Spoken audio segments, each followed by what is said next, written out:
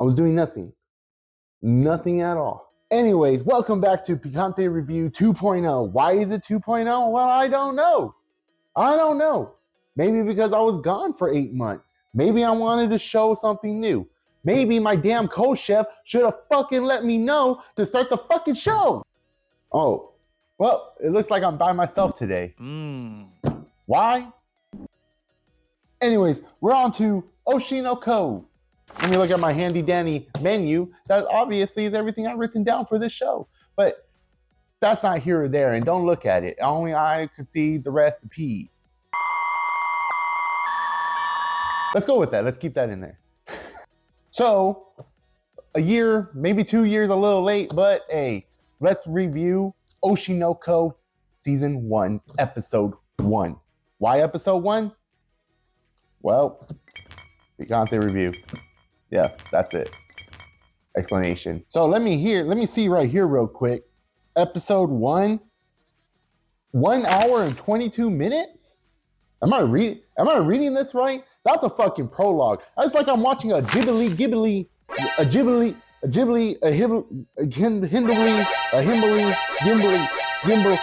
fucking Ghibli studio film. God damn, I'm about to have a heat stroke in this. In the middle of summer. Old videos, sorry. Spoiler alert. Before we get going, spoiler alert. If you want to watch all this, spoiler alert. Because I'm about to spoil while I'm alerting you. So starting it off, we got some beautiful visuals already and beautiful girls, as you can see. I definitely can see that. I didn't think I would ever watch another idol anime on purpose since the Backstreet Girls Goku dolls.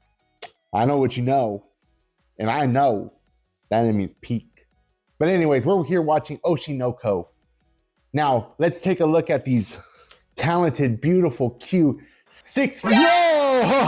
whoa, shit, never mind. I'll refrain from... Hey, boo. Hey, get a seat right around that stool out of there front, please. Reframe everything I just stated right now. Every little thing. Just take it off the record, take it off. So, I'm by myself today. Delete it. Gotta get the fuck out of town. So. Why is my shit like this? That's annoying the hell out of me. Gotta pack my stuff. Hey, these guys are still there.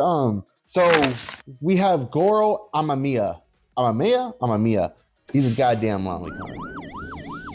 If you don't know, you know. I'm not explaining it here. But I do know that this anime is probably gonna make me like him. And it's definitely gonna be hard to like him. And this anime's whole point is to make me like this guy because he's our main character and they're gonna do their damn best. So come on now, let's just forget the other stuff and let's move on. And there it is, not a good start. So apparently he's really obsessed with this idol, this rising idol named I, which her name starts with an A, but we're gonna say I. Anyways, he's obviously obsessed with her, but it does look like it's not the general norm to be obsessed with an idol, thank God. But the patients look like they're trying to be kind, and not even his nurse He's a doctor obsessing themselves with idols instead of practicing fundamental medicine. But I don't know what to think anymore. That's not here or there. Let's continue. So we end up getting some backstory here, and it kind of enlightens us on why he is what he is. And a big reason is that one of his patients, Serena, was actually ill, and she loved idols. He adopted her hobby and made it his own to end up like immortalizing her within his thoughts. And I actually think that's pretty nice. What the fuck? Forgive me, but I'd be a social outcast if we married. Okay, Mr. Moralist. A shame, isn't it? But I might consider the thought when you get a little older. What on earth? Why would you say that? What? Why would you say that? Why would you say that? What? You're ruining it. You ruined it. He's ruining it. An anaplastic astrocytoma. She was just 12 years old. A anaplastic astrocytoma? Say that shit 5 times fast. which I probably did, but I'm cutting all that out. So don't worry, I look it up for you guys. Space knowledge, looking, reading. This side probably didn't show you much, but here we go. And that's fucking sad. Now you know. Happy? And believe me, I'm not trying to defend the guy. But I literally say I'm not trying to defend him. If I had to understand him, my obsession wouldn't be about idols. Let's get that straight. I is going on hiatus? You really are a fanatic. So it looks like the doctor is getting a little bit of a downer that his favorite idol has taken a hiatus from the public eye. And it looks like we're getting a pregnant idol. And now my brain goes right to being there is no father, there's a manager, and they're not even talking about him. They don't even want to talk about him. Well, cheery you. But now I'm left with the thought of, was this man overage or under? And I don't like that thought. I don't like it a damn bit. Wow, I is so cute in person. Please stop. Stop. Why? Why, God? Why? Why are you giving me this difficult anime that I'm enjoying while I have to freaking watch a damn lolicon? Yet again, look that up. Don't look it up. So with that, I have no defense of him at all. He's literally fanboying over an idol. Wow, he's also upset that she's pregnant. But at least, okay, all right. At least he's being a normal doctor, keeping everything confidential and looking out for her well-being. That's normal doctor shit. Right? Right? Right?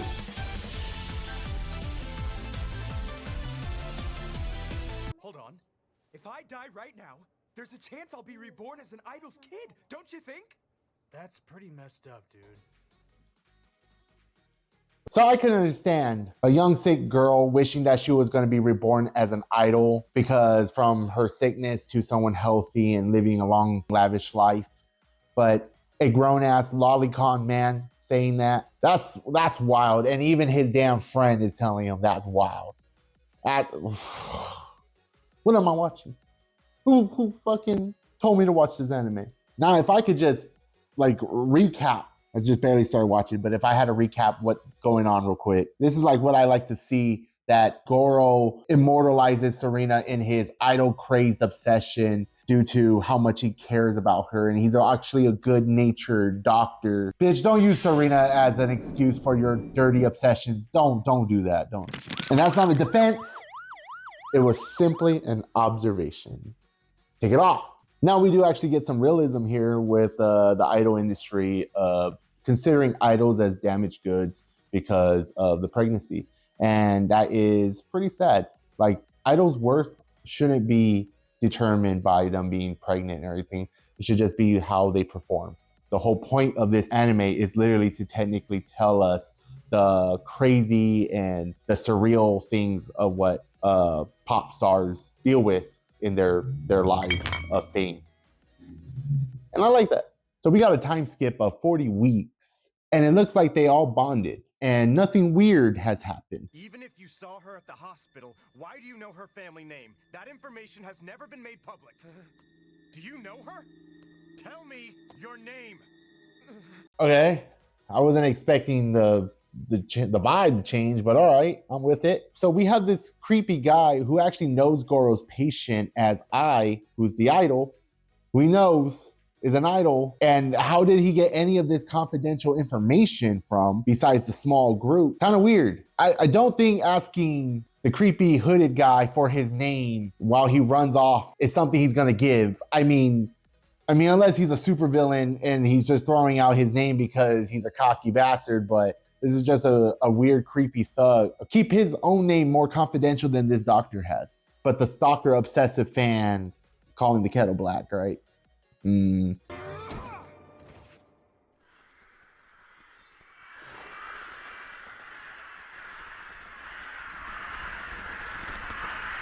There is absolutely no way he's gonna die. Spoiler, he did. And with that, I am pretty shocked that he actually died. So with that, this story has really just shook me on where we were going, because I thought we were going to get the whole violent Evergarden. I'm in the hospital, my patients, the idol, sad, blah, blah, sad. But no, I get a murder mystery.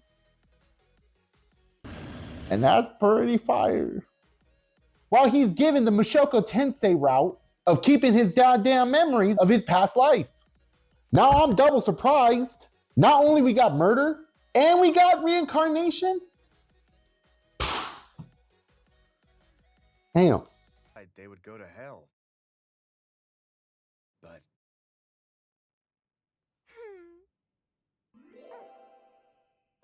when I awoke, I was in heaven.